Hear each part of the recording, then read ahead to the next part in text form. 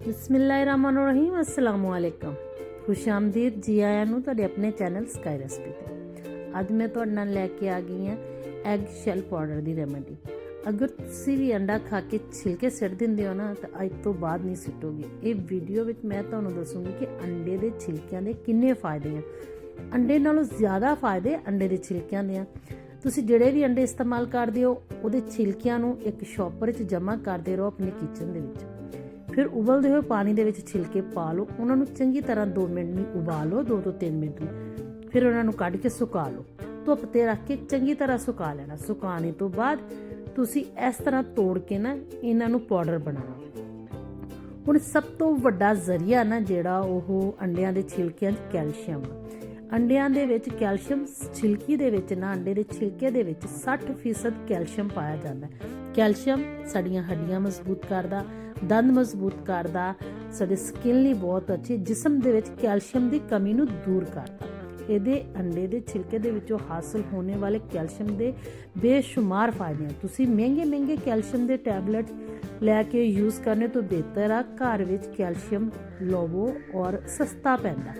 ਅਗਰ ਤੁਸੀਂ egg shell powder market ਤੋਂ ਵੀ ਪਰਚੇਸ ਕਰਦੇ ਹੋ ਨਾ ਤੇ 100 ਗ੍ਰਾਮ ਜਿਹੜਾ ਅੰਡੇ ਦਾ ਪਾਊਡਰ ਹੈ ਨਾ ਉਹਦੀ ਕੀਮਤ 1500 ਤੋਂ ਲੈ ਕੇ 6000 ਤੱਕ ਆ। ਮੁxtਲਿਫ ਬ੍ਰਾਂਡ ਦੀ ਕੀਮਤਾਂ ਇੰਨੀਆਂ। ਹਾਂਜੀ, ਤੁਸੀਂ ਸਹੀ ਸੁਣ ਰਹੇ ਹੋ, ਕਿਉਂਕਿ ਅਗਰ ਤੁਸੀਂ ਇਹ ਛਿਲਕੇ ਐਵੇਂ ਵੇਸਟ ਕਰ ਦਿੰਦੇ ਹੋ ਨਾ ਤੇ ਅੱਜ ਤੋਂ ਬਾਅਦ ਨਹੀਂ ਕਰੋਗੇ। ਇਹਨਾਂ ਛਿਲਕਿਆਂ ਨੂੰ ਵੇਸਟ ਨਹੀਂ ਕਰਨਾ, ਇਹਨਾਂ ਨੂੰ ਸੰਭਾਲ ਕੇ ਰੱਖਣਾ। ਇਹ ਹੋਰ ਵੀ ਬਹੁਤ ਕੰਮ ਆਉਂਦੇ ਨੇ। ਐਗ ਸ਼ੈਲ ਦਾ ਜਿਹੜਾ ਪਾਊਡਰ ਹੈ ਇਹ ਤੁਸੀਂ ਬਰਤਨਾਂ ਦੇ ਨੀਚੇ ਜਿਹੜੀ ਕਾਲਿਸ਼ ਬਣ ਜਾਂਦੀ ਆ ਉਹਨੂੰ ਖਤਮ ਕਰਨ ਦੇ ਕੰਮ ਆਉਂਦਾ। ਪੌਦਿਆਂ ਦੀ ਗਰੋਥ ਨਹੀਂ ਹੋ ਰਹੀ ਉਹਦੇ ਵਾਸਤੇ ਬਹੁਤ ਅੱਛਾ ਆ। ਇਹ ਤੁਸੀਂ ਇਹ ਖੁਸ਼ਕੀ ਸਿਰ ਦੇ ਵਿੱਚ ਖੁਸ਼ਕੀ ਹੋ ਜਾਂਦੀ ਆ ਉਹਦੇ ਲਈ ਬਹੁਤ ਅੱਛਾ ਹੈ। ਤੁਹਾਡੀ ਸਕਿਨ ਲਈ ਬਹੁਤ ਅੱਛਾ ਹੈ।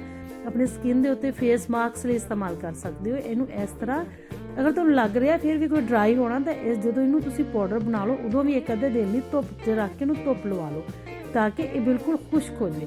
ਫਿਰ ਇਹਨੂੰ ਇਸ ਤਰ੍ਹਾਂ ਦੀ ਇੱਕ ਸ਼ੀਸ਼ੀ 'ਚ ਪਾ ਕੇ ਇਹਨੂੰ ਬੰਦ ਕਰਕੇ ਰੱਖ ਦਿਓ।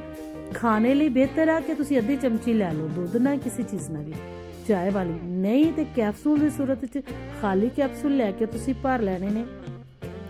ਮੈਂ ਤੁਹਾਨੂੰ ਕੈਪਸੂਲ ਭਰਨੇ ਦਾ ਵੀ ਤਰੀਕਾ ਦੱਸ ਦਿੰਦੀ ਹਾਂ। ਦੇਖੋ ਅੱਗੇ ਮੈਂ ਤੁਹਾਨੂੰ ਭਰ ਕੇ ਦਿਖਾਵਾਂਗੀ ਕਿ ਤੁਸੀਂ ਖਾਲੀ ਕੈਪਸੂਲ ਲੈ ਲੈਣੇ ਨੇ। 500 mg ਦੇ ਲੈ ਲਓ ਤੁਸੀਂ, ਜ਼ਰਾ ਬੜੇ ਸਾਈਜ਼ ਵਾਲੇ। ਆ ਦੇਖੋ ਇਹਨਾਂ ਨੂੰ ਤੁਸੀਂ ਇਹਦੇ ਵਿੱਚ ਭਰ ਲਓ। ਇੱਕ ਕੈਪਸੂਲ ਸਵੇਰ, ਇੱਕ ਸ਼ਾਮ ਨੂੰ ਤੁਸੀਂ ਲੈ ਲਓ। ਇਹ ਉਹਨਾਂ ਲੋਕਾਂ ਲਈ ਜਿਨ੍ਹਾਂ ਨੂੰ ਕੈਲਸ਼ੀਅਮ ਦੀ ਕਮੀ ਆ, ਜਿਨ੍ਹਾਂ ਦੇ ਦੰਦ ਕਮਜ਼ੋਰ ਆ, ਬਾਲ ਗਿਰਦੇ ਆ, ਨਜ਼ਰ ਵੀ ਕਮਜ਼ੋਰ ਆ ਔਰ ਉਹਨਾਂ ਦੀ ਸਕਿਨ ਵੀ ਫਰੈਸ਼ ਨਹੀਂ ਹੈਗੀ, ਉਹ ਇਹਦਾ ਇਸਤੇਮਾਲ ਕਰਨ, ਫਿਰ ਫਾਇਦਾ ਦੇਖਣ। ਬਹੁਤ ਅੱਛੀ ਰੈਮੇਡੀ ਹੈ। ਸਾਫ਼ ਸੁਥਰੇ ਤਰੀਕੇ ਨਾਲ ਘਰ 'ਚ ਬਣੇ ਹੋਇਆ ਕੈਲਸ਼ੀਅਮ ਦਾ ਬਹੁਤ ਬੜਾ ਜ਼ਰੀਆ।